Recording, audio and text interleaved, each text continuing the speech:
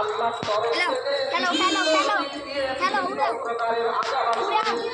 কখনো শিলাবৃষ্টি হবে, কখনো ভূমিকম্প হবে, কখনো আসমান থেকে নক্ষত্র পরিদর্শন হবে, কখনো আপনার আগুন বের হবে। আল্লাহর নবী বিশ্বনবী জনাব মুহাম্মদুর রাসূলুল্লাহ সাল্লাল্লাহু আলাইহি ওয়াসাল্লাম বলেছেন, অতিরিক্ত পাপের কারণে আল্লাহর আযাব নেমে আসবে। আযাব আসছে না? একটা একটা করে দেখেন। আমরা ইমানদার নয়, ভালো মানুষ নয়, যদি ভালো মানুষ হয়ে যেতাম তাহলে আমাদের তরফ থেকে আযাব আসতো না, আমাদের দিকে আসছে। প্রত্যেকটা প্রতিদিন ভূমিকম্প হচ্ছে, আপনারা বুঝতে পারছেন না, প্রতিদিন ভূমিকম্প হচ্ছে।